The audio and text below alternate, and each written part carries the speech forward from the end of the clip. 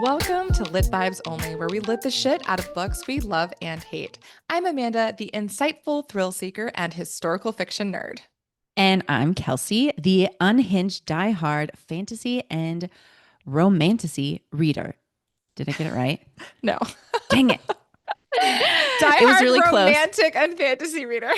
What did I say? You Unhinged. said romantasy diehard. and I said unhinged, or diehard. fantasy and romance reader. It's all good. Like, damn it, I don't have it in front of me. I'm gonna wing it. I mean, it's the same. The gist is the same. Yep. And if folks have been listening to this Get the podcast idea. for a minute, they'll know exactly what kind of reader you are. So no worries. Okay, so funny. socials. Yes. So we have an exciting episode for you today. I'm excited about it. But too. before we get into it, let's direct you to our socials. Instagram, we are at litvibesonly_podcast. And on TikTok and YouTube, we are at Lit Vibes Only Podcast. On YouTube, we have full-length videos of our episodes. And on TikTok, we just have a lot of fun. So much fun. Making videos and content for you guys. So come check us out. We'd love to hear from you. Yes, please. And if you're not on socials and you want to get in touch with us, you can send us an email to litvibesonlypodcast@gmail.com.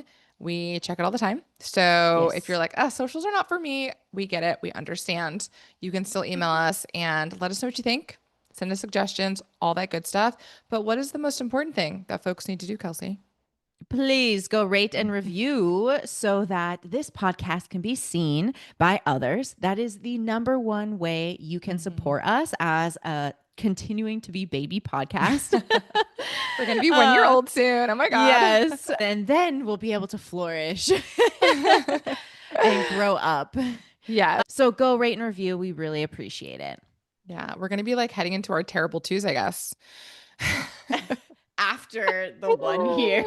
Yes. Creeping up on year 2, the terrible twos. But yes, we would love it so much if you can rate and review. And so that leads into the next part of this episode. This is our last episode before our 1 year anniversary, which we're so excited about. We're so proud Who of didn't think we would make it this far? I see you. We're so proud that we made it this far and are so grateful for all of you who have joined us on this journey, especially those of you who have been here since day 1. Hey, it's crazy that we've made it through our first year. And so we want to thank you all by doing a big giveaway. We'll have all of this information on our socials as well. So again, if you are not currently on our socials, get on our socials so you are in the know and up to speed with everything. So we're going to be doing a big book giveaway. And in order to get entered into that giveaway, it's really simple. All you have to do is either rate and review us on Apple Podcasts or rate and review us on Spotify, keeping in mind that on Spotify, you cannot review the entire podcast. You can just leave a comment. And you basically will get 1 entry for writing a review on Apple Podcasts and 1 entry for writing a comment on our Spotify episode, on this episode. Yes. So if you do both of those things, you'll be entered twice. And of course, please rate as well on both of those platforms. And then the winner, the lucky winner, will obviously get a Lit Vibes Only sticker because we love giving those out. But you will be getting 3 books. One of them will be an Amanda book from one of our previous episodes. The second will be a Kelsey book from one of our previous Lit It or Quit It episodes. And the third book will be your choice. We will buy you a book off of your book wish list. So please make sure to do that. And then additionally, even if you don't win, if you are some of the first folks to write a review or write a comment on Spotify, you will receive a limited edition Lit Vibes Only sticker until supplies run out. So you definitely want to be on that and one of the first folks to get that in. So this will be running for 2 weeks. So from August 25th, which is today, until September 8th. And then we will select one lucky winner. So make sure to get on that. We're thanking you in advance for your support and helping us to get some more reviews out there, some more comments, some more ratings to boost our visibility as a podcast. Yes. So please Thank and you. thank you. Do you know, have you seen this? I'm sure you have, but what is a schmiveaway? Why do people call it a I don't schmiveaway? know. I mean, a schmiveaway is a Okay. book giveaway. And I was Yeah. just talking about this with my friend, and I was like, I don't know why. And it's kind of weird. It's weird, right? I I'm feel like, like if anyone would know, it'd be you because you're so much more enmeshed in book I talk than I still don't am. know. Everybody just Okay. calls it a schmiveaway, and I have no Okay. idea why. I refuse. I Like refuse to book call it a giveaway? schmiveaway. I know, me too. That's how I feel. I think it's so silly. Unless someone can tell me what it means and if Yeah. it has some like really, I don't know, amazing context or story Share behind it. books. I don't. I have no idea. We're We're gonna going to find continue to out. call it a book giveaway. If you would like to explain to us why it's called a schmiveaway, we would appreciate. Actually, in the comment section on this episode on Spotify, that could be your comment. You could be explaining to us Yes, what a schmiveaway what a is. schmiveaway is because we clearly have no idea. But Yeah, I yeah, have we're no really excited. idea. Me either. Me either.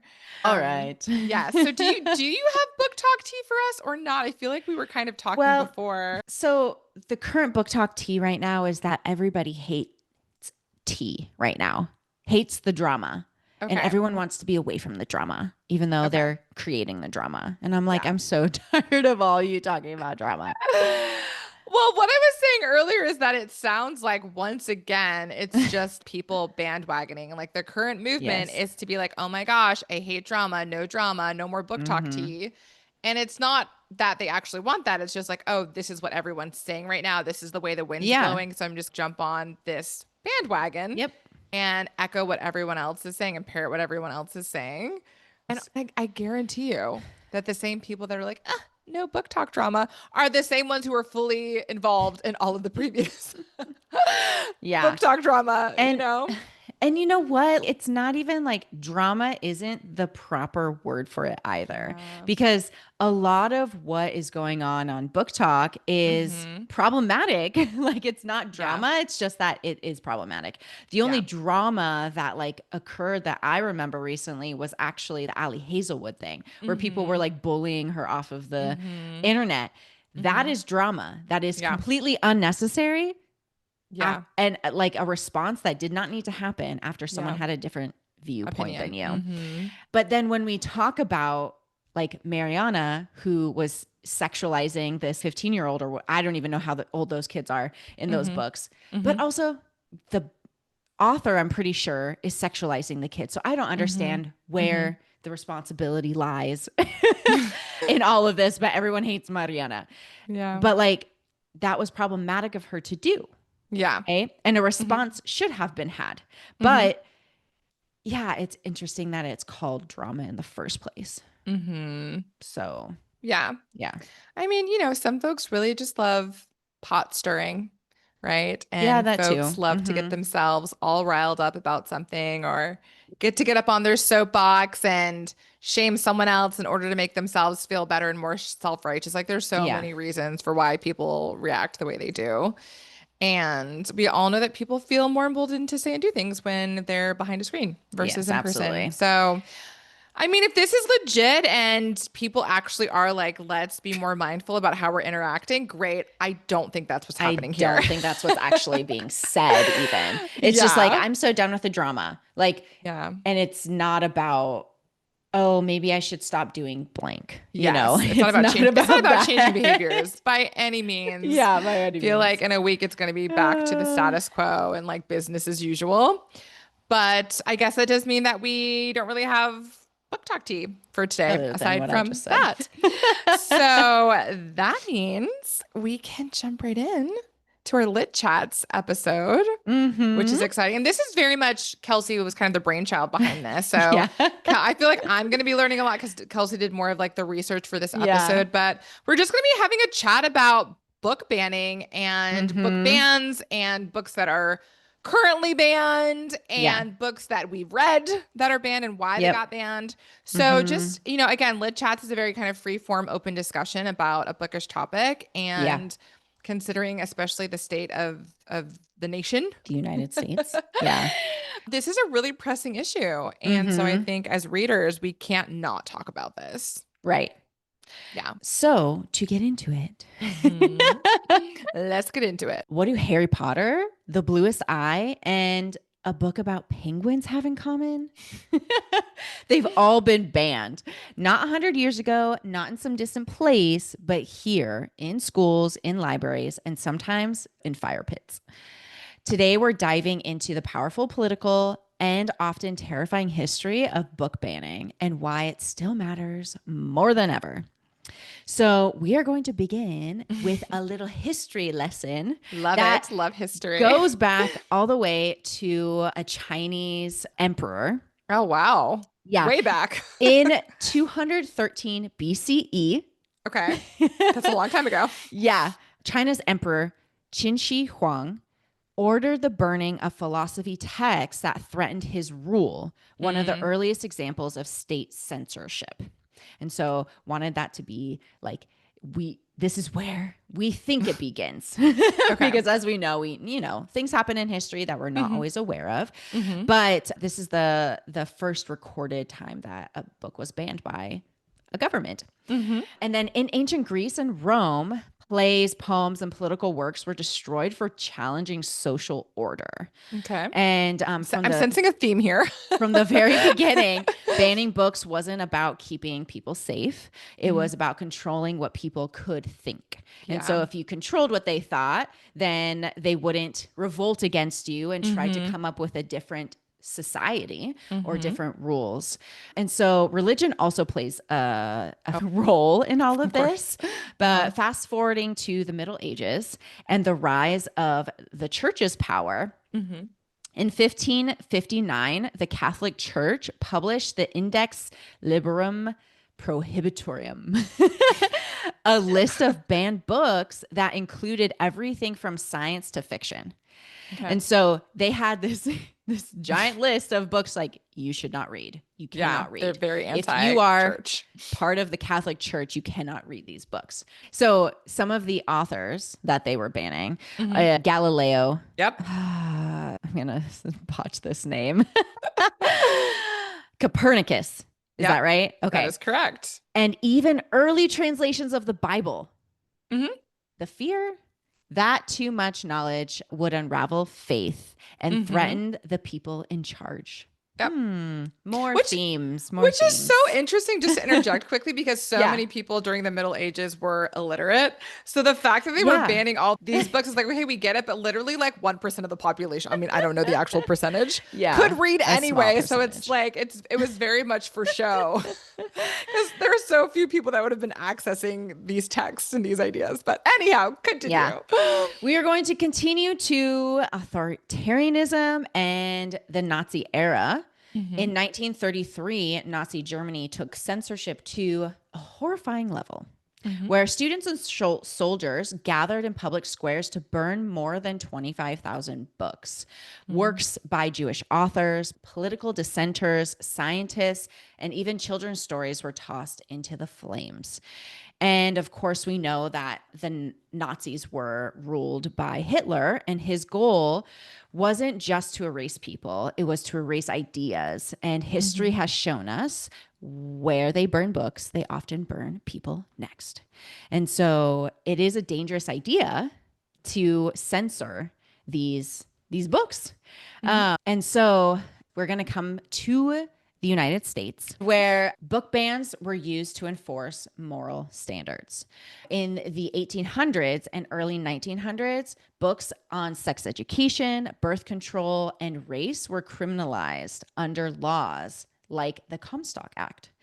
So not only banned, but criminalized. Yeah. And then later, books like The Catcher in the Rye, To Kill a Mockingbird, and Slaughterhouse-Five were challenged for being inappropriate and un-American. Yep. They were banned really for forcing us to confront the uncomfortable truths about race, war, identity, and power.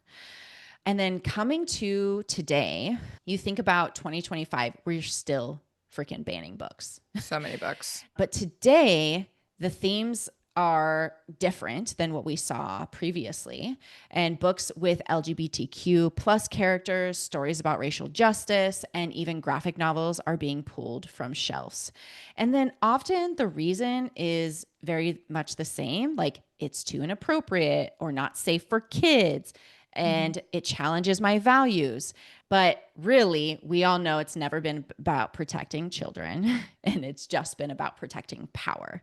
Mm-hmm. And so we wanted to give you that little synopsis of history around banning books. There's so much more information out there. Sure. And we wanted to highlight some important key points before Yeah. we jumped into our current reality and Yeah. what we're experiencing right now. I mean, it's interesting because following that arc of history that you just unpacked for us, Mm-hmm. I mean, it's the same theme over and over, right? People in Yeah. power wanting to protect their power. Mm-hmm. And that can't happen if you have a society full of free thinking individuals who have access to Right. any and all ideas. Mm-hmm. The thing that I don't understand about book banning is that, it often comes back to, as you were saying, like protecting children, right? And monitoring what information Mm-hmm. they're engaging with. But banning a book like unilaterally, like across the board for Mm-hmm. everyone, doesn't ever make sense to me. Because if a book is available in libraries, at Mm-hmm. bookstores, parents still have the ability to a pretty big degree Mm-hmm. to determine if their child interacts with that text or not, if they're reading it or not. And so for a parent to be like, I don't want my kid to read this, therefore no one should read it. I've never really Right. understood that jump. And this need then to create legislation that's again monitoring what everyone else can engage with, just because this select group of people is like, not my child.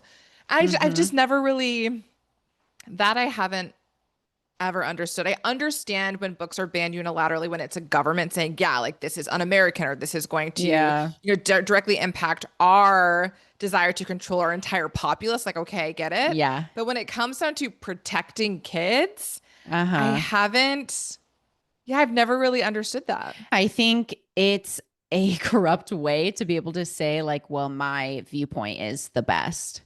Right. Sure. And Yeah. again, it's not a government, but it's like a group of people who believe the same thing. Hmm. Right. Hmm. Who want to take control of something. Right. But the logic there just always doesn't gel with me. It's like, yes, you Yeah. absolutely can decide that Harry Potter is not right for your child, right? Uh-huh. Or the bluest eye. But to then say it makes perfectly logical sense to I know. make a state law or a federal law that says, or a federal, whatever, book ban that says like no one can have access to this text. How do you justify that or rationalize that? Like it seems like you're making such a massive leap. It's Mm-hmm. like I feel like Brussels sprouts are not good for my child. I don't want them to eat Brussels sprouts. Mm-hmm. Therefore, we should stop selling Brussels sprouts in grocery stores. No one should Mm-hmm. have access to them. And it's like, how did you make that jump? How are you going to justify that? And then, get Sure. a political body on board with you and be like, yeah, we absolutely agree. It's just that has always just been so confusing and befuddling to me. But as we see now in 2025, like it's, especially in some states, key states, it's really gained a lot of traction. Mm-hmm. Yeah. And it's just spreading like wildfire. And I think I'll never really understand that at all. That a personal, private family decision is now going to dictate what an entire state or entire country has access to. Yeah. So that's really weird to me. But yeah, it definitely is shifting more towards like you were saying authoritarianism and just too much, right? Government involvement, influence. And I don't know how that connects then to like the right to free speech, the way that that intersects with banning books as Yeah. well, Yeah. because you are censoring these authors. You are censoring Yeah. their ability to, write and share this work that they've created. And so there's definitely overlap there too, and like Mm-hmm. infringement on those rights as well. And then, of course, we know that for the most part, books now are banned, not necessarily for profanity or violence or Mm-hmm. even sexually explicit content. It's almost exclusively because it's sharing stories about marginalized groups, Right. ra- folks of color. Unfavorable history. Yeah, exactly. And so we're seeing a Uh, shift too in like the reasons why books are being banned. And those reasons mm-hmm. can shift over time, as we saw when you were talking or heard when you were talking. But now it's like, yeah, most of it is because it's around these marginalized groups and their stories and their histories that people want to silence, Yeah. which is terrifying. Yeah, exactly. Like exactly what you're saying. I don't understand why people would do it, but they think it's a good idea to get these books banned and have control over other people. But like, it does not make any fucking sense. I don't know. That's just so strange to me to be in a mindset of like, yeah, nobody should read about this Mm-hmm. because I don't want to read about it. Yeah. It's just the same thing that you were just saying, but like, it's just, yeah, it is wild. And I don't But think I'll ever understand it. fear is such a powerful Mm, motivator, and it really is fear mm-hmm. mongering, right? Yeah. And playing into people's fears about Yes, what could possibly absolutely. happen to their children, right? Yeah. And it's why they often focus on children. It's like, Yes. oh, parents, of course, most parents, a lot of parents want the best for their children. They want to protect them, they want to Mm-hmm. keep them safe. And so playing into that desire that's already there, that parental desire to protect and care for their children, be like, and if you don't do this thing, right, your children's very lives are at risk. Yeah. It is so much fear mongering. That's why it's often so effective too. These book bans have been so effective and getting put into Mm-hmm. place and Mm-hmm. maintained because they're using the children, right? Yeah. As their what is the word that I'm looking for? Their kind of vehicle, right? To get Mm, these things pushed through. yeah. And then ultimately like the kids would be fine. Yeah. And might even read from a Yeah. perspective that is not their own. Yeah. Oh, darn. Yeah. Yeah. But again, they know what they're doing and they know that they can play into that concern Mm-hmm. in order to motivate people to take action in this way. It's wild. Yeah, it's crazy. And so what we're gonna do, like we both, Yeah. Kelsey and I have three books that we Mm-hmm. have read. Well, actually, I Are haven't read yet two one, of them, two, okay, but you but I have them. have You them. have them. Yeah. So books that we've either read or owned that have been banned. So we're going to talk just really briefly about a little synopsis of the book and the reasons why they were banned, and obviously encourage you to read them if you haven't Read them already. anyway. Yeah. And then we'll kind of wrap up at the end with a little bit of information about a really cool initiative, national initiative that Mhm. is happening in libraries that you can participate in, that you can spread the word about, and to help kind of counter these book bans and these books that have been challenged Mhm. in the United States. So, Yeah. would you like me to kick things off? Would you like to kick things off? Go ahead, but Okay. I'm also Yes. curious Mm-hmm. about book banning in other countries and how prevalent it is. I want to Oh, look that up yeah. like after Yeah. this, and maybe we'll Yeah. post it on social media, but like Yeah. that is curious.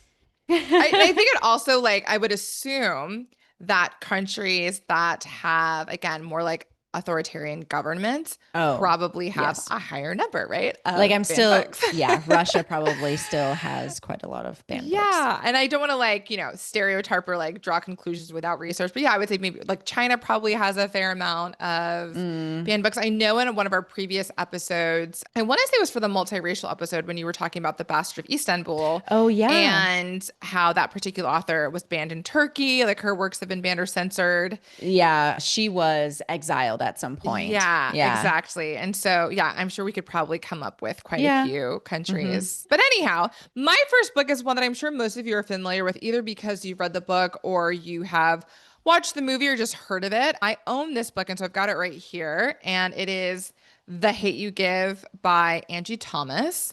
It's an incredibly well awarded book and was published relatively recently in 2017. And for those of you who aren't familiar with it at all, just really quickly, it's a young adult novel and it focuses on this young woman named Star Carter. She's 16 years old and she is a Black girl. And she happens to witness the fatal police shooting of her childhood friend, Khalil. And so that event is kind of the catalyst for this particular story. And so she's obviously dealing with a lot of emotions, grief, trauma, and this particular act propels her into taking action, to into becoming an activist and trying to help to combat police brutality and police violence, systemic racism, especially as we see that happening in our criminal justice system. And the interesting thing about this book is that she is a Black girl attending a wealthy prep school, which is largely white. And so there's all of these moments connected to race, also socioeconomic status as well. And the other thing that I really enjoyed about this book is that I want to say, and it's been a minute since I've read it, I think it's her uncle is a cop. And so then we have like this whole kind of side story of like, what does it mean to be a Black cop right now? And, you know, how do we navigate that whole situation? What does that mean? And so she doesn't shy away from tackling the tough issues in this book. And so she wants to talk about racism and police violence and justice in this book. And so the reason why it was banned for profanity. There's profanity in this book. There's drug use in this book. And then it was largely banned due to its depiction of racism and police brutality because, of course, a lot of people felt like this book was anti-police. And that caused a lot of people to have some feelings and not want young people to be engaging with and reading this text. So it's why it's been challenged and banned in several places. But again, it's incredibly well known for a reason. Sometimes I feel like books are popular not necessarily because they're a great book. I don't know. Yeah. But this is a quality read. I think it really does force you, whether you're adult or a young adult reading this book. I read it as an adult. It really does force you to kind of sit back and take a moment and assess where you fall on all of these issues, regardless of how you identify racially. And highly, highly recommended. Definitely a 5-star read for sure. Thank you. Have you read The Hate I Book? have not read that one particularly. I definitely know about it, but I haven't dived into it. Have you seen the movie? No, I haven't. Oh my goodness. Okay. Well, I'm going to have to like give you this book when I see you. Well, we're exchanging a book yes, exactly. later this week, so might as well. Okay, so my first book is, I'm holding it up if you are on YouTube. Oh, yeah, I see. All Boys Aren't Blue by George M. Johnson. This book, I have had this on my shelf for a while. I just haven't gotten into it yet. But it's a memoir. Okay. And so I was going to look for, it's a fairly like recent book, I think. It looks like likely 2020. And so it's a young adult memoir that explores the author's experience growing up Black and queer. And through a series of personal essays, Johnson discusses their childhood, adolescence, and college years, touching on themes of gender identity, toxic masculinity, family, and sexual assault. And the book also delves into the complexities of navigating a world that often suppresses the presence of Black and queer individuals. And so you can imagine why the powers that be would like to ban this book, but often it's because of the inclusion of race, profanity, and sexually explicit material. And it's like one of the more frequent banned books in schools. Oh, yeah. Of course I can see that. I feel like, you know, these days, even though books get banned, I feel like it gains traction just from being banned. You know what I mean? And so it's a positive thing sometimes for authors or people trying to get a certain message out, because it means like some of us, like Amanda and I, are like, oh, I have more interest in that book now and want to support the author because I don't want, you know, them to be negatively impacted by this ban. Right. So I cannot wait to read this one. Yeah. I'm gonna have to borrow that one from you too. Yeah. But yeah, so that is All Boys Aren't Blue. Yeah. I think a big part, or a part of banning books, just made me think of that is erasure, right? Oh, yeah, like, absolutely. Obviously banning these books, challenging these books, taking them off the shelves is obviously like literally removing them, you know, from a space, but it's also erasing these identities, these stories, these experiences. Yeah. Like they do not exist. If we don't talk about it, if we don't have books out there talking about these experiences, then it's not there. And you know, especially for like Black folks or for queer folks, they're already facing erasure and oppression and discrimination. And so it's just like adding insult to injury that their stories are being invalidated in this way by being banned and challenged. So all the more reason to go out and find these books, support these authors, put your money where your mouth is, and, ensure that stories like these continue to be told. That's Yeah, so definitely. important. I was just looking at this, Yeah. and on the very back of this book, it's right here. It Yeah. says the number 2 most banned book in America. Oh my It's like a God. trademark, Wow. like on here. Oh, it does say on the back Um, of the book. Yeah, yeah. yeah. So, yes. All right, so I'm gonna jump farther back in time and then do my other book last because I Okay. wanted to do some current things, but I also wanted to talk about books that, have been around for a few more years, a couple more decades that have since been banned and may not even have been banned when they came out, and then they now are, they've been banned again, etc. So this book, which we mentioned briefly already, another book that I've Mm, read, it's a devastating book called The Bluest Eye by Toni Morrison. It was published in 1970, so again, heading back a couple decades. mm, And she specifically chose to write this story because she wanted to talk about white beauty standards and the mm, horrific impacts that can have on women of color, girls of color, particularly Black girls and Black women. And the reason why this book is called The Bluest Eye is because it follows the story of this young girl called, I always pronounce her wrong. I think it's Pacola Breedlove or Pacola. I did not listen to mm. it on audiobook, of course. I always read these, so I never know how to pronounce names. And Oh. she actually grows up in my home state of Ohio, but back in the 1940s. And Ooh. she Dang. becomes convinced that if she had blue eyes, she would be considered beautiful and would be loved because she has a Mm, really kind of rough life, rough home life. And so this novel really dives into these themes around, like I said, beauty standards, racial self-loathing, mm, generational trauma, and it also ties into larger issues of poverty, abuse, obviously internalized racism, because she's seeing this idea that white beauty is the standard, is the beauty standard, and mhm, internalizing the idea that because she's Black, because she has these features, because she has this hair, she could never be beautiful. mhm, And mhm, the novel kind of goes off from there. And again, not going to spoil anything for you. The reason why this book was banned, if it's not already obvious, is that, again, it's connecting to these themes around racism, racial identity, internalized racism, and its horrible impacts. But it also has child sexual abuse, it has incest. So there's a lot of sexually explicit mm, content as well. And so, lots of reasons, right? Why a school, for example, might ban this, a library might ban it.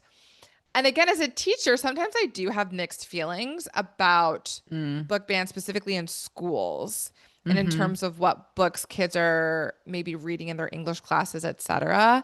I think The Bluest Eye should be read in schools, but I do think it's important to have a conversation around when a student reads mhm. this book. And this is so critical, which is like laying the groundwork before you dive into a text like this. You don't just give a Oh, child the yeah. bluest eye and it's like, read it, have at it. It's like you need to take some time to explain the Mhm, context and to explain the mhm. history and to unpack some of Right. the big themes that they're going to be encountering and all of that and Mhm, providing a framework before having students engage with the text, also because it's going to be a more meaningful experience for them if they have that beforehand. So I'm, again, absolutely not advocating for banning books, but I am for sure as an educator advocating for providing the necessary lead up before diving mhm. into a complex story such as this Yeah. one. Yeah, that makes sense. And even for me, like I don't often read books about sexual trauma because Hmm. that's just triggering for me or just like Yeah. traumatizing for me Hmm. personally. And so I Yeah. tend to stay away from those unless I'm in like a really specific mood where I Yeah. can like manage that emotionally. Mm-hmm. And so, yeah, those are the considerations that should be Yeah, taken with exactly. all humans. Yeah. Yeah, Yeah. exactly. And I think that's why it's important to have trigger warnings, content warnings. It's Mm-hmm. important to be mindful as a teacher who's in the room, who's in the Yeah. space when Mm-hmm. assigning texts like these and allowing students other options too if they're like not able to engage in a text for personal reasons. But Right. again, that's not to say that it's like, oh, well, then I guess that means we should ban it. I'm like, no, no, no. No. That's like just going from one Yeah. extreme to the other. Mm-hmm. And I think, yeah, it's still important to have these texts as Right. part of our libraries, our education system. Yeah. Well, thank you. Mhm. I have another book Mhm. written by an Indigenous author Oh, and awesome. awesome, because you just said awesome. I did. Oftentimes, there are a lot of books around Indigenous history or Indigenous themes that end up getting banned Mhm. for similar reasons that we will be and are discussing currently in Mhm. this episode. So, the next book is A Snake Falls to Earth by Darcie Little Badger. And again, I am Mhm. holding it up if you're Mhm. on YouTube or want to run over to YouTube right now. Just kidding. This book is definitely YA. When I first read it, I was like, this reads like really YA. So it is definitely like a younger YA.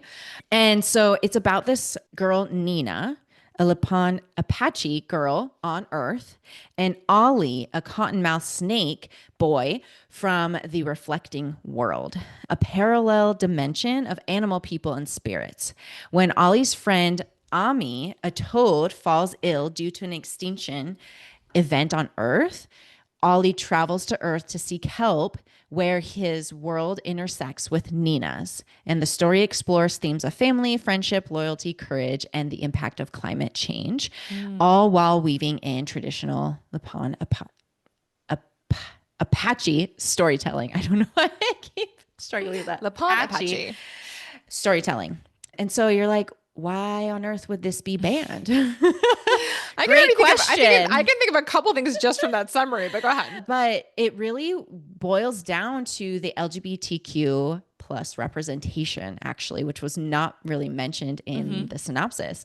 But the author, and then people were like questioning the author's identity Okay. that was coming into play, but not around her Indigenous background, but because the author identifies as asexual. Mhm. And so those are the main reasons I saw that this was banned.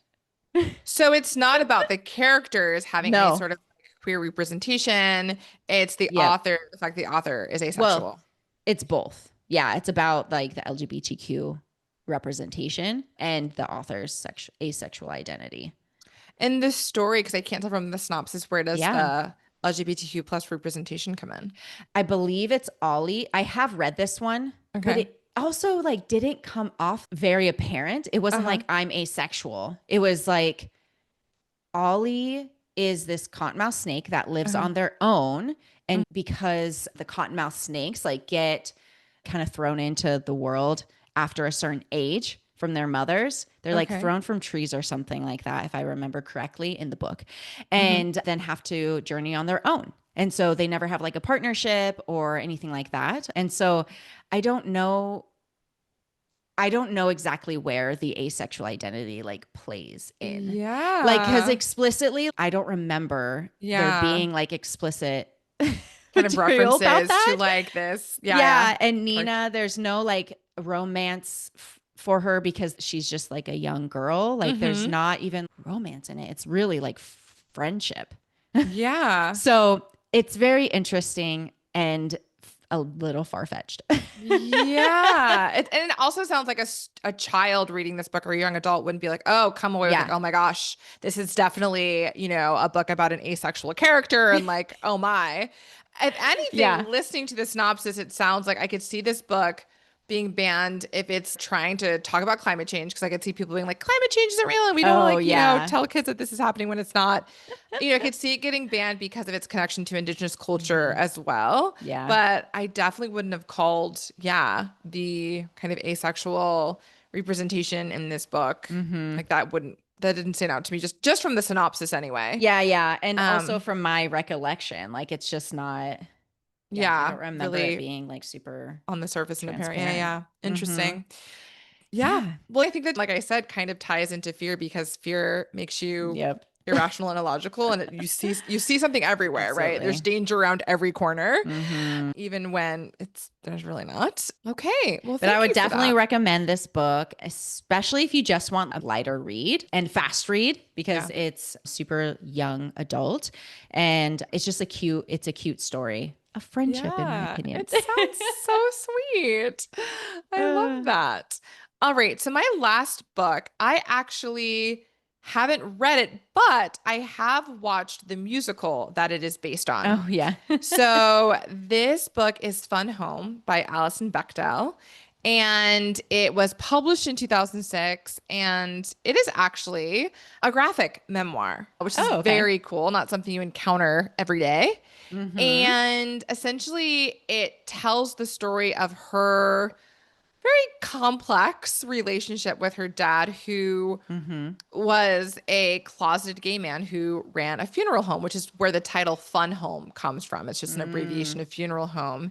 And so in the graphic novel version of this, right, she's obviously using visual storytelling and a lot of literary allusions to explore these themes around identity and repression and self-discovery, especially as she's coming to terms with her own sexuality, right? mm, And kind of this kind of coming of age story. And so she's able to find both connections to, her dad's life and her dad's story, and also some contradictions, right, between the two of them.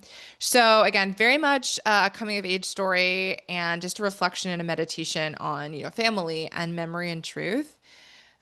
Unsurprisingly, right, this book has been banned because of its LGBTQ plus content, its sexually explicit material, and also depictions of violence and suicide. And of course, it's tying into these mm. themes again of homosexuality, dysfunctional families. And so it's often deemed not appropriate for certain audiences, particularly, again, students and children. So you'll often find this book to be on a list of books that are either banned or challenged. Mm-hmm. And again, I'm sure at this point, listeners, you're starting to see a theme here Mm-hmm. with why these particular books are banned. And the reasoning is very similar Mm-hmm. for a lot of them. And again, it's tied back to the LGBTQ plus community, people of color. So again, really like marginalized and oppressed groups and their stories. Those Yeah. narratives are just trying to be squished and erased and cast aside, Mm-hmm. so as not to lead the youth astray. Never the Just, youth. I know. And obviously, I believe in the power of story. I believe in the power of literature Mm-hmm. to be transformative and to Yeah. create change. So I don't want to say that books don't have that ability, but I don't think that reading a book about a gay person turns your child gay. Like, I'm sorry, books are Can't transformative, get on but board with not, that one. I can't. And so again, like I said, fear is irrational, fear Mm-hmm. is illogical, but it has been really successful in getting a lot of these books taken off of shelves, unfortunately. Mm-hmm. Yeah. And then I have one final one, which I Oh, believe I read you've, this one. yeah, you've I read. I haven't read yet, but I have. want to. This is Parable of the Sower by Octavia Butler. Mhm. Ooh, it's Yep. and you can fill in what you like, but I have a little synopsis Mhm. here. It's a dystopian novel set in a near future California, which has already passed in 2024. Ravaged by climate change and social chaos, the Mhm. story follows Lauren Olamina, Mhm. a young woman with a unique condition called hyper empathy, Empathy. Mhm. as she navigates a world of poverty, violence, and desperation. When her community is destroyed, she embarks on a perilous journey north, forming a new community and developing a new belief system called Earth Seed. Mhm. Dun, dun, dun. Yep. And anything you'd like to add about that? I mean, not really, because again, it's a synopsis. It's not a Yep. plot summary, and I don't want to spoil anything. But yeah, Yeah. that's essentially it. Yep. Yeah. Thanks. And reasons why it has been banned in various states or school districts is it Mhm. has themes of racism, because how dare Mhm. you? Mhm. It speaks about climate change, Mhm. poverty, and societal collapse. Mhm. Um, and Yeah. so, again, all of the authors that I've mentioned, and I think you've mentioned as well, are all authors of color. And Alison's not. not okay. All of the ones that I've mentioned are, and dive into very similar content that people, like you said, many, many times are just fearful of. Yeah. And so Yeah. go read them. And also, let us know on our socials via email, on the comment section of this episode on Spotify, books that you have read and enjoyed that are also banned that we should check out. Yes. But I think, want we to don't want to hear just like have this episode about banned books and be like, oh, banned and challenged books, how unfortunate. We also want to empower you as listeners and fellow readers to take action, right? And to find ways to combat this spirit of fear and erasure. So, in addition to reading these books like this, getting other folks to read them, there's a really great initiative that was started by the Brooklyn Public Library. You might have heard of it because it's now kind of spread across the country, but it's called Books Unbanned.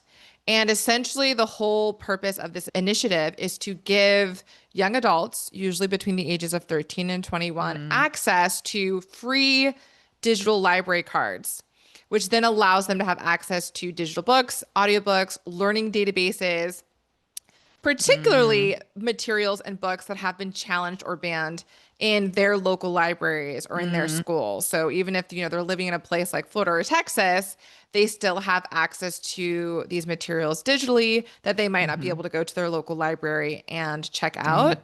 And, the goal of this whole initiative is to make sure that everyone has access to diverse reading materials. It's supporting the freedom to read. And so if you're here in Seattle, where Kelsey and I are, the Seattle Public Library is actually part of this initiative. So you could also check and see if your local libraries are part of it. And if not, maybe work to advocate to make that happen. I did want to, in this section of the episode, also just share a little bit of information about kind of the current state of book banning in the United States, because Kelsey did a really great job of kind of giving us a historical overview of book bans and censorship and books that have been challenged.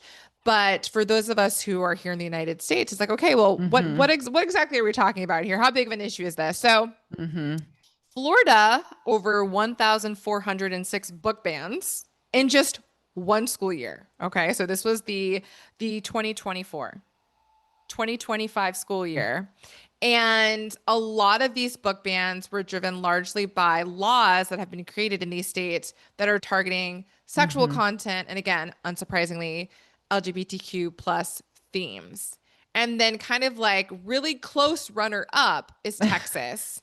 So they rank second in school bans. I think they currently have about 625, which is significantly less than Florida, but still interesting. Quite large. Yeah. Their censorship includes not just schools, but also prisons. So in total, there's nearly 10,000 titles that have been suppressed in the state of Texas. And it's interesting because I don't know about you, but I don't often think about prisons when I'm thinking about book bans. I'm thinking about public libraries and schools only. But yeah, of course, it's going to potentially extend into prisons as well. So I'm curious though, that is just so, that's so strange. So like they don't provide these books because they're banned, but what if a prisoner gets a package from a family member, a friend, or from one of these organizations that send books to prisoners? Like, would they not be allowed to read that book? I would assume so. That is Especially wild if that's the legislation case. that's been passed, because then it would be Oh my God. against the law, right? I don't know. I mean, I don't know the details. Yeah. I didn't get into the nitty gritty, but yeah, it's pretty wild. Because again, like there's got to be, and I know if you're in a prison, you're not in your private home making choices in the privacy of your own home, but it does seem strange that someone could come in and be like, sorry, sir, your aunt sent you a book that's on the banned list. We're going to have to confiscate this. But I would assume that's what would happen. But also like, it's a form of oppression in that like they're keeping knowledge from the people in prison. And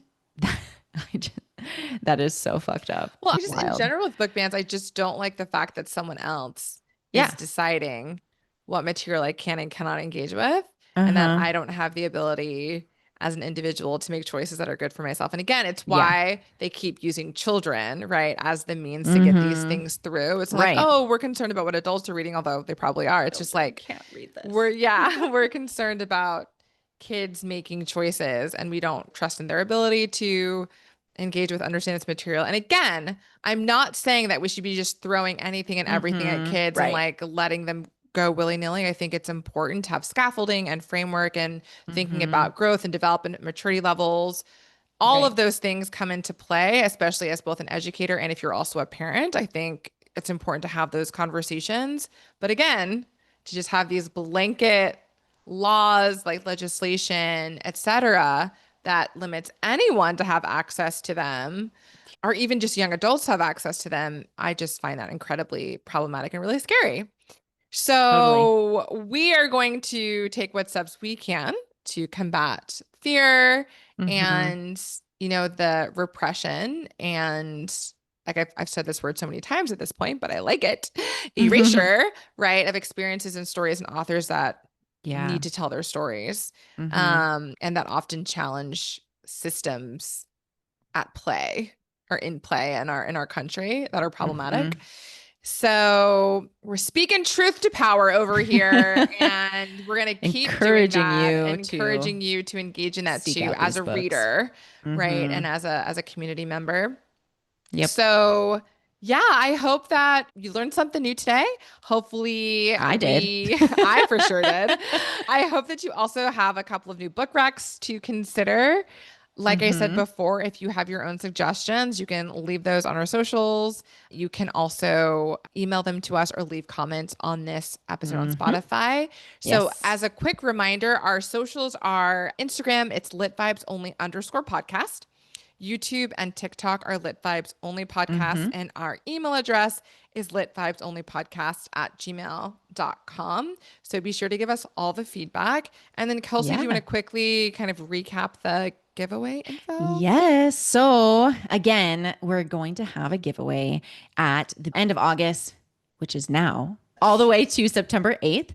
The grand prize is going to be 3 books. One of Amanda's books from the books that we've highlighted, and one of my books that we have highlighted in the podcast in the last year. And you get to decide the third book, whether it's like on your Amazon wish list or what have you. And you will also receive a sticker. So our grand prize winner gets 3 books and an amazing, cool sticker from us. And everyone who participates up until supplies last will get a sticker. So what you have to do is go to Spotify or Apple Podcasts and write a review and or comment. So on Apple Podcasts, you will rate and write a review of the podcast, send it to us, which can be any of those places that Amanda just mentioned, Instagram and TikTok. Yeah, TikTok, yeah. And I was going to say Spotify, then it would not leave my brain. And then send that to us so we know that you have done that review, and you'll be locked in for one of those potential prizes. And if you are the first of, we have around 30 or something, I think so, 30 stickers, yeah. But until those run out, those are the people that will get the sticker too. Yeah. So just, take a screenshot of your comment and or review and send that over to us. You'll be entered. And again, if you do it in both places on Spotify and Apple Podcasts, you'll be entered into the giveaway twice. So you'll double your chances of winning the prize. So again, thanking you guys in advance, and just really excited that we're at this point in our podcasting journey that we've made it a year. Like that's such a huge accomplishment for us. We're so proud of it. So and all we need is for you to do a rating and review. That's all you need. That's it. That's it. Then your homework assignment will be completed forever. Done. Forever, Amanda. I mean, for that particular thing, you don't have to rate and review us again unless you want. I actually don't come think interact you can. with us. But yes, of course, socials and things. Of course.